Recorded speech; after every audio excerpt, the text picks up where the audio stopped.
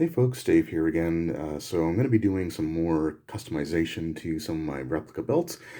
Here I've got the oval intercontinental title, and much like the Big Eagle, the color in the globes here is actually not really correct. It's supposed to be much lighter.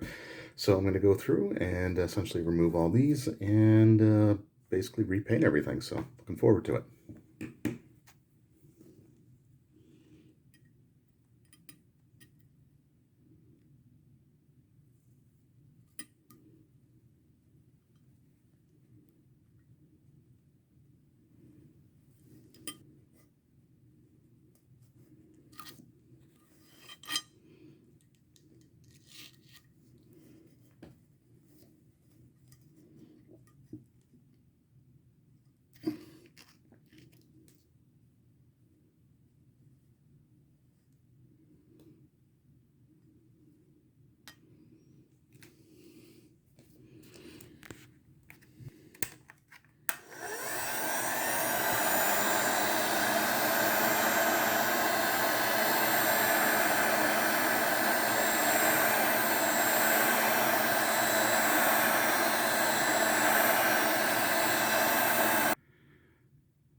All right, so just a little progress update here. So the side plates all taken care of. The center plate, the stuff is so thick that it is not really cooperating with how the plastic is coming out. It's basically like as much as I heat it up, it's still difficult to get it all the way down. Like these things are etched pretty deep compared to even some of the other belts. So I'm just gonna have to take my time, sort of pick at it. But as you can see, it just sort of comes out more or less like kind of in like little crumbly sections. I think once we get to the larger parts, it'll be a little bit easier to work with. But for these smaller, finicky parts, it is being very difficult to get everything out. So time consuming, but we'll plod along. All right, so you can see I got most of the stuff out there. There's a little bit of plastic kind of left. Some spots aren't going to be coming out completely, especially like the smaller spots. It's just almost impossible to get the X-Acto knife in. But there is a spot like right here.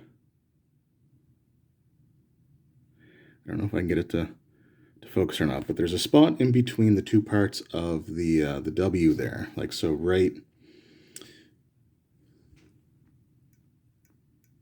there.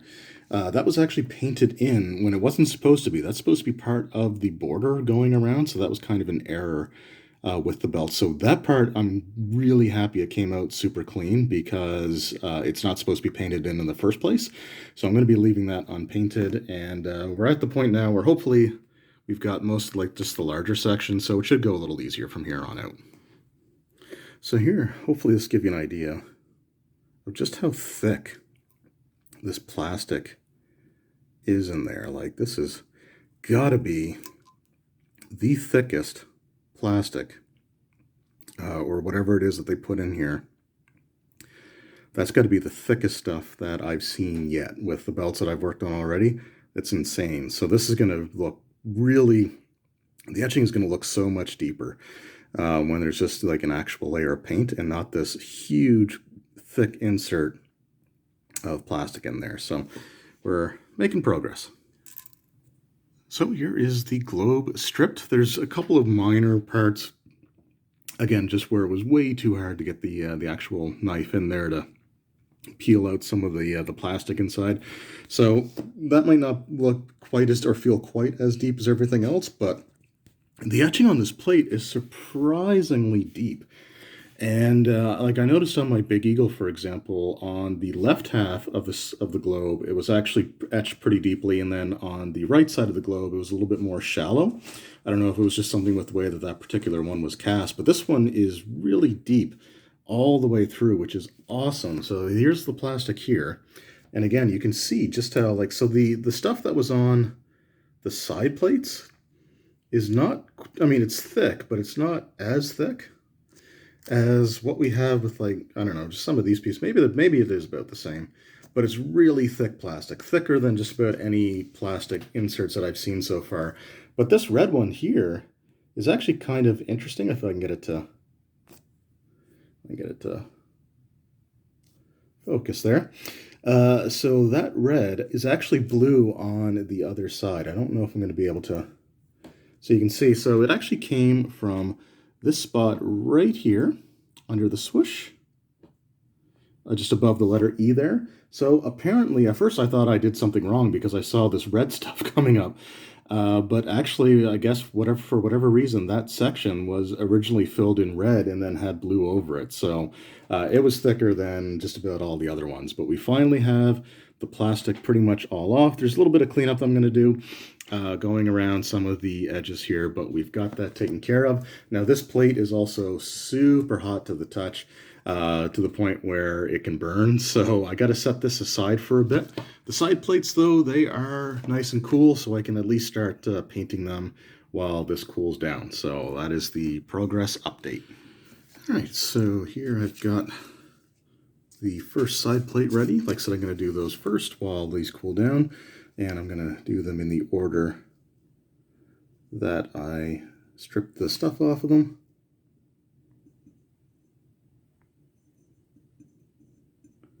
So you can see, again, this is the process. I'm not going to record the whole thing because it's going to be way too difficult, but just to give you an idea of the process here. So I'll be back with the finished result.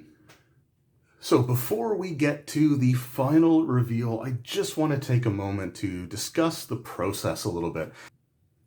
Now, this was by no means the first belt that I've done any custom work to. I've repainted portions of my Undisputed Championship. I did almost the entirety of the Scratch logo Big Eagle belt, which I've done some videos on, removing the banner paint, removing the paint from the globes, and repainting all of them with the more accurate Jmar light blue, the turquoise Testors enamel paint. So I've done a few of these things before. It's not my first time trying this. And I have to say that this belt was the most frustrating experience that I had. The plastic was so thick on this belt, and there were so many little tiny spots where you were trying to get the stuff out. It just was not cooperating. It was difficult to get the X-Acto knife blade underneath enough of the plastic to be able to lift it up.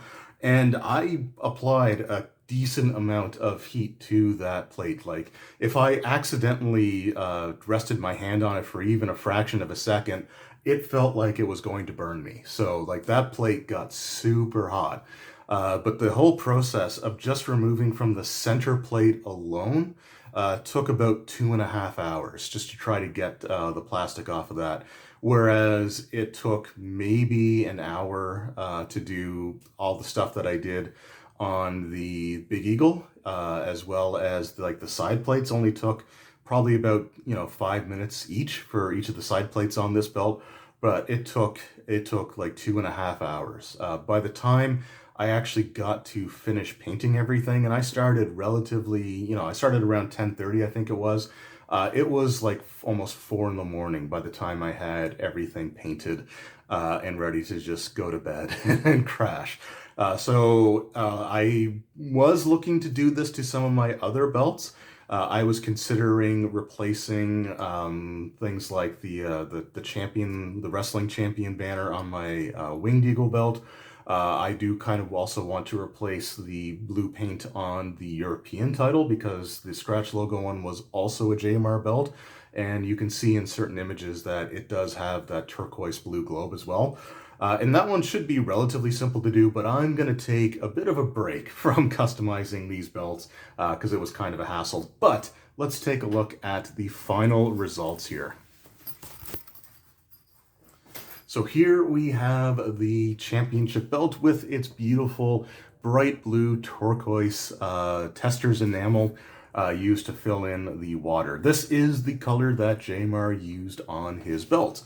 If you look at some promotional pictures of Randy Orton with the title, for example, or even videos of the original block logo Big Eagle and even the Scratch logo Big Eagle from the Deadly Games 1998 Survivor Series tournament, you can get a really good look at how bright blue the globes on those belts were. So when the replicas, they look good. Like, I had no real issue with the replicas, but once I learned how to remove the plastic that they use, and use real paint. It's something that I wanted to customize several of my championships. And for the other side effect of having the etching feel significantly deeper with the paint versus the plastic. So here, again, like, this is how thick the plastic is on this belt. Like, it's actually pretty significantly thick compared to all of the other belts that I've worked with, where it was a very thin layer that I had to remove almost exclusively for all of them. But these ones were super thick. It took forever. But let's take a look at the results here. So we've got Antarctica, we have North and South America, we've got Europe and Africa, as well as Asia and Australia. And this blue is so, I love it. Like, I love this color blue. I would put this on all of my belts, regardless of how accurate it might be. And when it catches the light, like, it really reflects the light super well. Even in low light conditions, like when I'm getting ready to go to bed for the night, and I turn off the lights sort of in my living area where these belts are sort of displayed on the table that I used to record videos on. Just having like the hall light on, you can actually still see how bright the blue is here. It looks absolutely, I love the way that it looks. And again, the etching on these belts, the etching, it's not real etching because it's not acid etched, it's cast molded. But even like the details here, the raised up portions, they feel significantly more like raised up. The recessed areas feel a lot deeper than they were with the plastic. You can actually, like, if you're running your finger across, like, it actually will catch. And you can feel how sharp the edges of the continents are. I just absolutely love it. When you're looking at it in person, again, it may not come across on camera, but if you're looking at it in person, you can just get a greater sense of depth to the etching on the plate versus what it was with the plastic, where a lot of the times the plastic, the way that it's just put into it, it kind of essentially does this. So if it's anchored here and here, it will sort of dip and sort of come up almost flush with the grid line here, and then sort of dip down in the middle portion. So with the actual paint, it's nice and uniform and sort of flat, the entire section there. I think it turned out really, really well, but it's going to be a while before I have the energy and the patience to do this again. But that's good. I think it turned out really well. I'm really happy with it. And yeah, the two like JMAR, title belts that I really have here, with the Big Eagle belt and the Scratch logo Big Eagle and the Scratch logo Oval Intercontinental title, look so good next to each other. Like, I never really appreciated this design when it was the current title being used, because the classic IC is still one of my all-time favorite title designs. But when I look at this next to the Big Eagle, and I'll actually put a picture of them here together, so we'll take a look at just an image of the two of them side by side.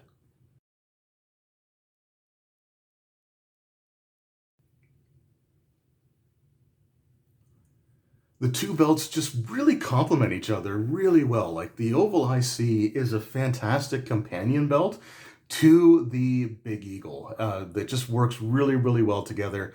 And like I said, I couldn't be happier with the way that this turned out, which is good because it was a nightmare to do. Anyway, that was my process and reveal of customizing my Oval Intercontinental Championship. Thank you guys very much for watching. I really appreciate it. And I will see you all next time. Until then, take care.